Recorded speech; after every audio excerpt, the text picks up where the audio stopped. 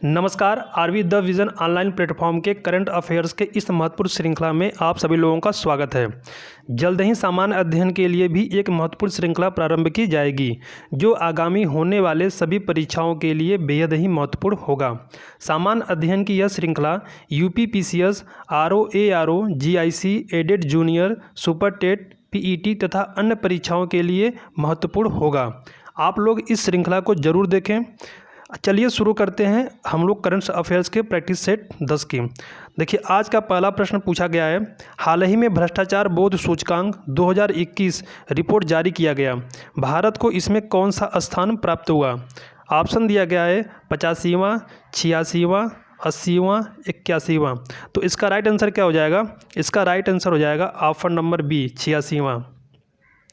देखिए, भारत को भ्रष्टाचार बोध सूचकांक 2021 में 86वां स्थान मिला है।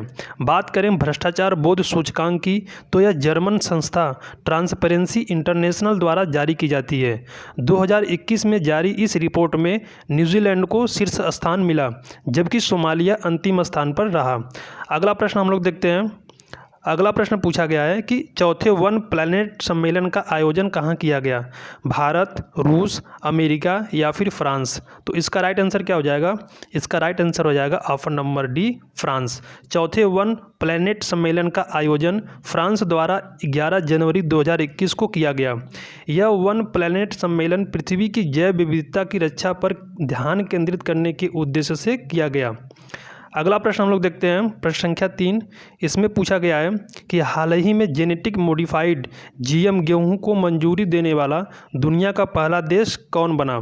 ऑप्शन दिया गया है जर्मनी, अर्जेंटीना, इंग्लैंड या फिर चीन। तो इसका राइट आंसर क्या हो जाएगा? इसका राइट आंसर हो जाएगा ऑप्शन नंबर बी, अर्जेंटीना। देखिए, अर्जेंटीना 9 अक्टूबर 2020 को आनुवांशिक रूप से संशोधित गेहूं को उगाने और उसकी खपत को मंजूरी देने वाला दुनिया का पहला देश बन गया। अर्जेंटीना गेहूं का चौथा सबसे बड़ा निर्यातक देश है। हम लोग प्रश्न संख्या 4 देखते हैं। इसमें पूछा गया है कि हाल ही में भारत 5 आइज में शामिल हुआ। इसके संबंध में कौन सा कथन सही है? ऑप्शन दिया गया है ऑस्ट्रेलिया, कनाडा, न्यूजीलैंड, अमेरिका और ब्रिटेन इसके संस्थापक सदस्य हैं। ऑप्शन नंबर बी दिया गया है यह एक खुफिया गठबंधन है। इस गठबंधन का उद्देश्य चीन पर नज़र रखना है और उपरोक्त सभी। तो इसका राइट आंसर क्या हो जाएगा? इसका राइट आंसर हो जाएगा उपरोक्त सभी। देखिए, 5 आइज के संबंध में उपरोक्त सभी बातें सही हैं। भारत 13 अक्टूबर 2020 को 5 आइज गठबंधन में शामिल हो गया। 5 आइज जो एक खुफिया गठबंधन है, में आई का मतलब इंटेलिजेंस सेवा से है। भारत के साथ जापान भी इस गठबंधन का सदस्य है। प्रश्न संख्या 5 देखते हैं। प्रश्न संख्या 5 पूछा गया है, वह देश जिसने हाल ही में अपने देश में मृत्युदंड को समाप्त करने की घोषणा की है। ऑप्शन दिया गया है अफ़गानिस्तान, ऑस्ट्रेलिया, कजाकिस्तान या फिर पाकिस्तान। तो इसका राइट आंसर क्या हो जाएगा? इसका राइट आंसर हो जाएगा ऑप्शन नंबर सी, कजाकिस्तान। अगला प्रश्न हम लोग देखते हैं। अगले प्रश्न में पूछा गया है, वह इस्लामी देश जिसने फरवरी 2021 में सेना में महिलाओं के प्रवेश को अनुमति प्रदान की। ऑप्शन दिया गया है इराक, ईरान, सऊदी अरब या पाकिस्तान। तो इसका राइट आंसर क्या हो जाएगा? इसका राइट आंसर हो जाएगा ऑप्शन नंबर सी, सऊदी अरब। सऊदी अरब ने सेना में महिलाओं को भी प्रवेश की अनुमति प्रदान की है। प्रश्न संख्या 7 देखते हैं हम लोग। प्रश्न संख्या 7 में पूछा गया है, वह राज्य जिसने हाल ही में ऑप्टिकल फाइबर नेटवर्क के माध्यम से राज्य की प्रत्येक ग्राम पंचायत को जोड़ने के लिए डिजिटल सेवा सेतु कार्यक्रम शुरू किया। ऑप्शन दिया गया है गुजरात, महाराष्ट्र, हरियाणा या राजस्थान। तो इसका राइट आंसर क्या हो जाएगा? इसका राइट आंसर हो जाएगा ऑप्शन नंबर ए, गुजरात। ये गुजरात सरकार ने राज्य के ग्रामीण क्षेत्रों में सार्वजनिक कल्याण करने की दिशा में प्रौद्योगिकी का अधिकतम उपयोग सुनिश्चित करने के लिए डिजिटल सेवा सेतु कार्यक्रम शुरू करने की घोषणा की। इस कार्यक्रम की शुरुआत केंद्र की भारत नेट परियोजना के तहत की जाएगी। अगला प्रश्न हम लोग देखते हैं, प्रश्न संख्या 8। इसमें पूछा गया है कि विश्व कपास दिवस के अवसर पर भारत सरकार द्वारा भारतीय कपास को कौन सा ब्रांड नाम दिया गया। ऑप्शन दिया गया है गोल्ड कपास, कस्तूरी कपास, भारतीय कपास या इनमें से कोई नहीं?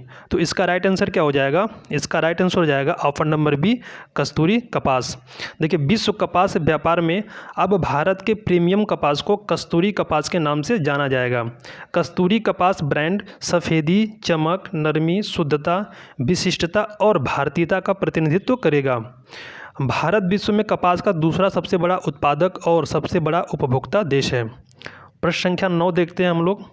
प्रश्न संख्या 9 में पूछा गया है, कर्नाटक राज्य सरकार की तरफ से किसे एकलव्य पुरस्कार 2020 से सम्मानित किया गया? ऑप्शन दिया गया है केएल राहुल, विराट कोहली, एमएस धोनी या रविंद्र जडेजा। तो इसका राइट आंसर क्या हो जाएगा?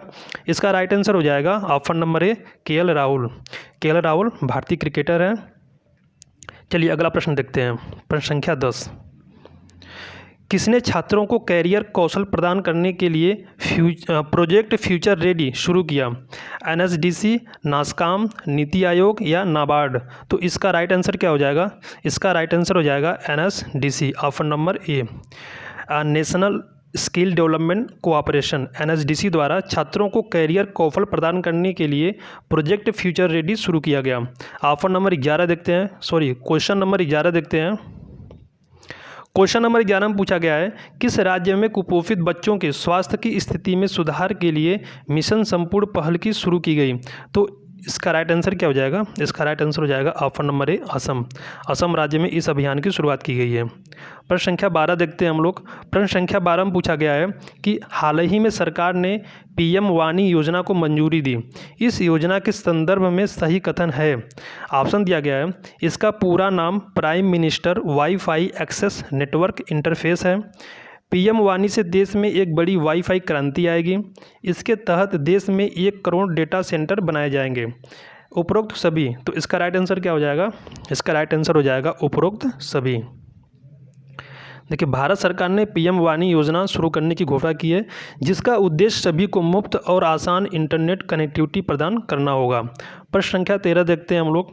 प्रश्न संख्या 13 में पूछा गया है कि दिसंबर 2020 को किस राज्य में महिलाओं को आर्थिक रूप से सशक्त बनाने के उद्देश्य से अरुणोदय योजना शुरू की गई? ऑप्शन दिया गया है तमिलनाडु, कर्नाटक, पश्चिम बंगाल या फिर असम। तो इसका राइट आंसर क्या हो जाएगा? इसका राइट आंसर हो जाएगा ऑप्शन नंबर डी, असम। चलिए प्रश्न संख्या 14 देखते हैं हम लोग। 14 में पूछा गया है कि अमेरिका की प्रतिष्ठित अंतर्राष्ट्रीय पत्रिका टाइम ने किसे वर्ष 2020 के time person of the year के रूप में चुना है? ऑप्शन दिया गया है ग्रेटा थनबर्ग, जो बाइडेन एवं कमला हैरिस, डोनाल्ड ट्रंप या नरेंद्र मोदी। तो इसका राइट आंसर क्या हो जाएगा? इसका राइट आंसर हो जाएगा option number B, Joe Biden एवं कमला हैरिस। देखिए, अमेरिकी राष्ट्रपति जो बाइडेन एवं अमेरिकी उपराष्ट्रपति कमला हैरिस को अंतर्राष्ट्रीय पत्रिका टाइम ने वर्ष 2020 के time person of the year के रूप में चुना है। अगला प्रश्न देखते हैं, जो आज का अंतिम प्रश्न है। इनमें से किसे अमेरिका का प्रतिष्ठित लीजन ऑफ मेरिट पुरस्कार से सम्मानित किया गया? ऑप्शन दिया गया है राजनाथ सिंह, नरेंद्र मोदी, रामनाथ कोविंद या वेंकैया नायडू। तो इसका राइट आंसर क्या हो जाएगा? इसका राइट आंसर हो जाएगा option number B, Narendra Modi. देखिए, बात करें लीजन ऑफ मेरिट अवार्ड की, तो यह अमेरिका का प्रतिष्ठित सम्मान है। इस सम्मान को उत्कृष्ट सेवाओं और उपलब्धियों के प्रदर्शन में असाधारण रूप से किए गए काम के लिए दिया जाता है। इस अवार्ड को दूसरे देशों के प्रमुखों के साथ अमेरिकी सेना के अधिकारियों को भी सम्मानित किया जाता है। तो आज का सेशन यही खत्म होता है। आप लोगों को वीडियो अच्छा लगा हो तो इसको अधिक से अधिक शेयर करें और वीडियो को लाइक ज़रूर करें। धन्यवाद।